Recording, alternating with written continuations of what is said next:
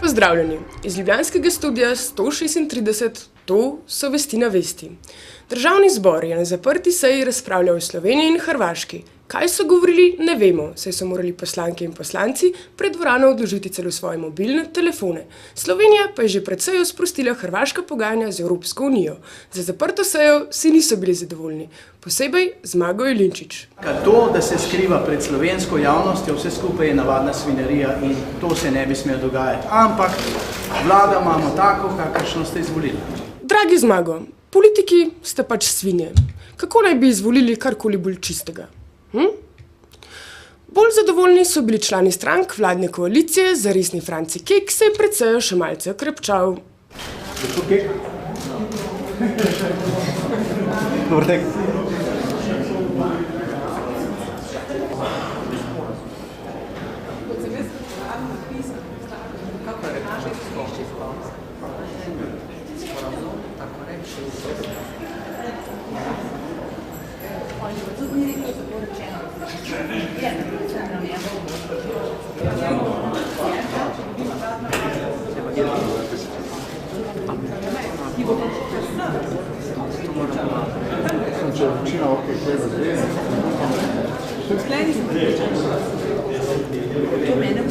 Franci, upam, da ti je teknilo.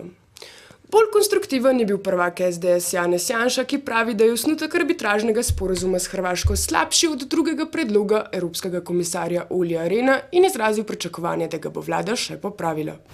Glede na to, da gre za neformalno besedilo, ki ga vlada še ni obravnavala, obstaja možnost, da bo prišlo do popravkov glede na nekatere pripombe, ki so bile danes dane. Na to morda navaja to dejstvo, da se dve koalicijski stranki, ki sto bili na sestanku, pravzaprav sploh nista opredelili do same vsebine.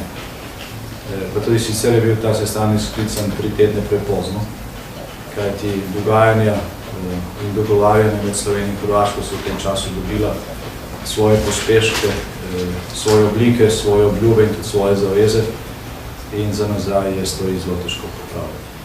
Vlada se je medtem pogajala s sindikati javnega sektorja o zamrznitvi plač. Če sporazuma v tem ne bo, vlada grozi z interventnim zakonom in odpuščanji, sindikat pa stavko.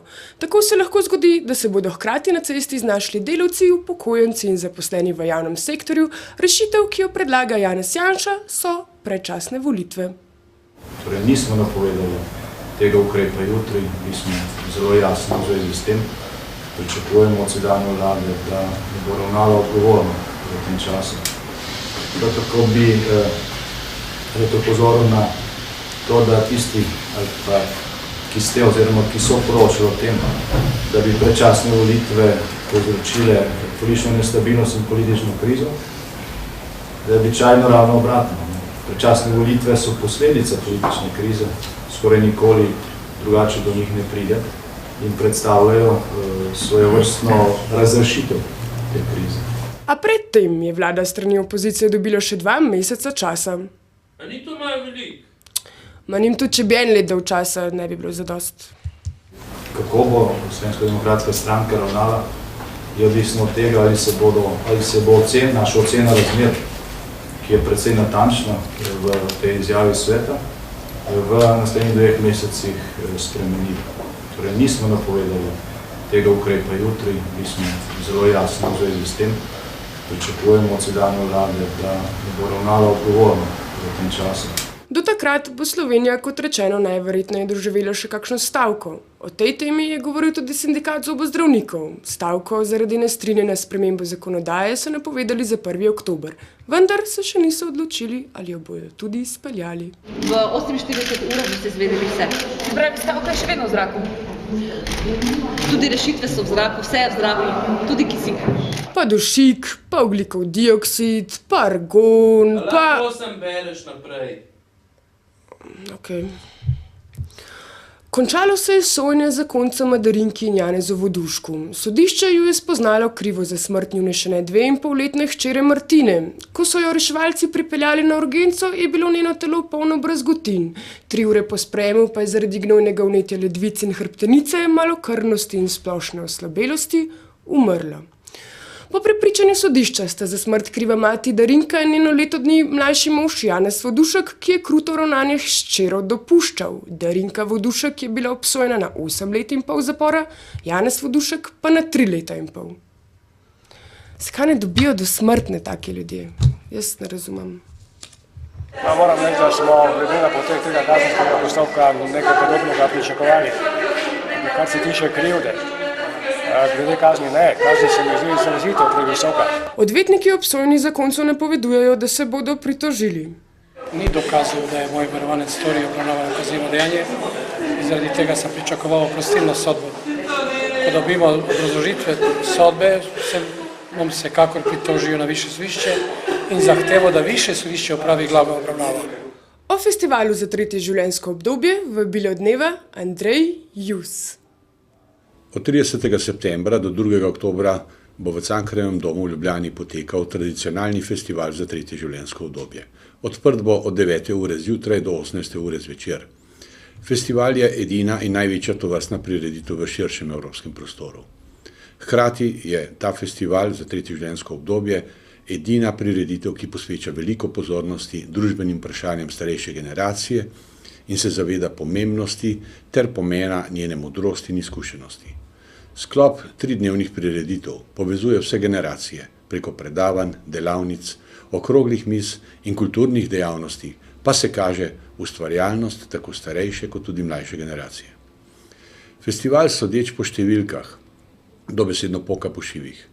Na festivalu letos sodeluje kar 198 razstavljavcev, ki bodo zapolnili 1500 kvadratnih metrov razstavnega prostora v 10 tematskih parkih, sodeluje tudi 9 ministrstev in Mestna občina Ljubljana. Tako festival predstavlja tudi ustvarjalno okolje, kjer se lahko vsi sodelujoči predstavijo širši javnosti, preko tematskih parkov pa zajema tudi vsa področja pomembna za visoko kakovost življenja 3. generacije ter si prizadeva za strpno in socialno sožitje vseh generacij. V 3 dneh festivala za 3. življenjsko obdobje se bo skupno zvrstilo kar 209 dogodkov. 121 prireditev bo v sklopu kulturnega programa, kjer se bodo znotraj bogatega glasbenega repertoarja zvrstili nastopi godb, glasbenih zasedb ter številnih pevskih zborov starejše in mlajše generacije. Kulturo in zabavo pa bodo v festivalsko dogajanje vnašale tudi številne plesne, gledališke in literarne skupine. V okviru kulturnega programa bodo potekale tudi raznovrstne delavnice, med katerimi omenjamo plesno, fotografsko, čipkarsko delavnico ter delavnico grafike, ročnih del, slikanja na steklo, ustvarjanja iz gline in slame ter številne druge. V okviru izobraževalnega programa se bo zvrstilo 80 prireditev. Izpostaviti velja 3-dnevno konferenco z naslovom Vloga starejših v sodobni slovenski družbi, ki bo kot bistvene teme osvetlila ekonomske vidike participacije starejših v družbi, solidarnost in prostovoljstvo v recesiji ter sožitje generacij. Sodelovali bodo številni strokovnjaki iz različnih področij, aktivno pa se lahko vključijo tudi obiskovalci. Znotraj izobraževalnega programa bo potekalo 41 predavanj in 11 okroglih miz iz naslednjih programskih sklopov: krepitev zdravja in zdravo prehranjevanje, šport in prosti čas, možnosti za boljše in lažje življenje starejših, starejši in nove tehnologije, prostovoljstvo, izobraževanje starejših, medgeneracijsko sodelovanje ter Slovenska vojska, družini prijazna organizacija. Organizirana bo okrogla miza slavnih starejših, kjer bodo tudi letos sodelovalo kar nekaj slavnih in zanimivih ljudi. Slovenija, Slovenija, Slovenija, kulturac. Včeraj je bila v Stari elektrarni premiera plesne predstave Kapital Tine Dobaj Eder in Gregorja Kamnikarja, ki se poigrava s kapitalom, kot se kapital poigrava z nami.